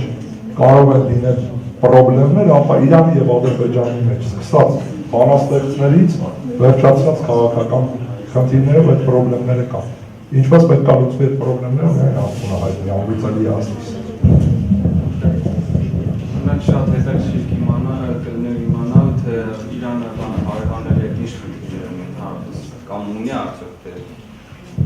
ասեմ Իրանի հարևանների հետ, եթե գանք հետո հարևաններից Աֆղանստան, չէ՞, այս կողմից գանք, այսպես ասած, Աֆղանստանի հետ Իրանը որևէ տարածքային, այսպես ասած, չգիտեմ ինչ-որ էթնիկական եւ այլն խնդիր չունի, խնդիր կա իրանցիները Աֆղանստանի առնվազն հյուսիս, այսպես ասած, Հերաթից սկսած մինչև Տաջիկստանի սահմանը, որտեղ պարսկալեզուներն են բնակվում, համարում են իրենց մշակութային դոմենը, այսպես ասած, իրենց ազդեցության գոտի, բայց լրջագույն խնդիրներ Աֆղանստանի հետ Իրանը չունի։ Գանք Պակիստան, մյուս Իրանի արևելյան հարևանը, Պակիստանի հետ էլ առանձնահատուկ խնդիրներ Իրանը չունի, այսպես ասած, թե քաղաքական Պակիստանի հետ միակ պրոբլեմատիկ հարցը բելուջների խնդիրն է, որտեղ սրանց մի մասն էլ Պակիստանում է բնակվում։ Եվ ցեղային կառույցը, այս հատվածը անապատային գոտի է, սահմանագիծը հստակ չի։ սահմանային սյուները պատկերավոր ասած այսօր տեղադրում են վարը քամին ավազների շարժման հետևանքով այդ սյուները 5 կիլոմետր այս կողմ են կողմանում։ Իրано-պակիստանյան սահմանի շատ հատվածներ հստակ չէ։ Դու կարող ես գնալ մտնել եկել ասեն դու եկել ես Պակիստան, բայց քեզ տղա թե Իրանում ես։ Վերլուծների խնդիրն է իհարկե եւ նաեւ Պակիստանի հետ որոշակի խնդիրներ կան քաղաքական դաշտում, եթե նայելու լինենք։ Իհարկե հայտարարումը, որ երկու եղբայրական պետություններ են եւ այլն, բայց իրանցիների համար Պակիստանը այս հանդեպ արհեստացին պետություն է, իրենք համարում են, որ դա արհեստական բնույթ ունեցող պետություն է։ Իրենց համար Պակիստանը այսուհանդերձ Հնդկաստանը։ Ուրեմն եթե գանք Կենտրոնական Ասիա նախկին խորհրդային, այսպես ասած, այս տարածքը չէ, Թուրքմենստանի հետ Իրանը որևէ խնդիր չունի, ոչ քաղաքական խնդիր ունի, որևէ տարածքային խնդիրներ չունի։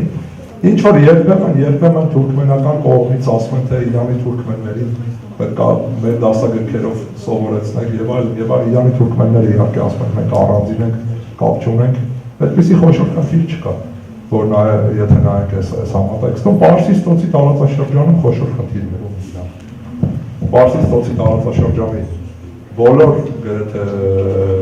միապետությունների հետ ունի տարբեր խնդիրներ։ Տարածքային խնդիրներից սկսած չէ երկու կղզիների հարցը, վերջացրած Բահրեյնի խնդրով Իրանը ասում որ ընդհանրապես Բահրեյնի իրանական տարածքը եւ ՄԱԿ-ը բավական ուշ չէ ճանաչել Բահրեյնի որպես անկախ երկիր 40-ական թվականների վերջին եթե չեմ սխալվում։ Բացի այդ Բահրեյնի բնակեցված է հիմնականում շիաներով եւ այդ շիաները համակրանք են տածում դեպի Իրանը, չնայած իշխող կլանը սուննիական կլան է Սաուդյան Արաբիայի։ Սաուդյան Արաբիայի հետ գրեթե ամեն ոլորտում պրոբլեմ ունի Իրանը, գրեթե ամեն, սկսած նավթի գնից, վերջացած, չգիտեմ, քաղաքական ազդեցություն, վերջացած գաղափարախոսական պայքար, վահաբականություն ընդդեմ շիական, այսպես ասած գաղափարախոսության կամ հակառակը, այսինքն բազմաթիվ պրոբլեմներ։ Պարսից ծոցի ավազանում Իրանը ունի լրջագույն պրոբլեմներ գրեթե բոլոր հարևանների հետ։ Իրաքի դեպքում Սադամի իշխանության օրոք գիտեք, պատերազմ այսպես ասած, բավական երկարատև արյունահեղ պատերազմ, բայց ըստ որում իրանական իլյուզիաները, ես հիշում եք ասացի Ադրբեջանի հետ կապված իլյուզիաները ինչպես հոդս ցնդեցին, այստեղ էլ շիաների հետ կապված իլյուզիաները հոդս ցնդեցին, որովհետև Իրաքի շիաները Սադամի կողմից բավական ակտիվ կռվեցին, իրանցիներին թվում էր, թե շիաները կանցնել իրենց կողմը, շիա արաբախոս շիաները, բայց շիաները կռվեցին Սադամի կողմից, եւ դա փաստ է։ Հիմա իհարկե Սադամյան հետ Սադամյան Իրաքում Իրանը համարում է, որ այդ Իրաքի տարածքը, Մինջագետքը, հատկապես շիաներով բնակեցված հատվածը իր ավանդական դոմենն է եղել, սկսած հիմա ինչ-որ հայկական դիսկուրսով կա, չէ, ինչ-որ Տիզբոնի խնդիր կա, չէ, Տիզբոնից, որը այսօր Բաղդադը գիտեք, Տիզբոնի այսպես ասած տարածքում է, չէ, գտնվում Բաղդադը, պատմական մայրաքաղաքի,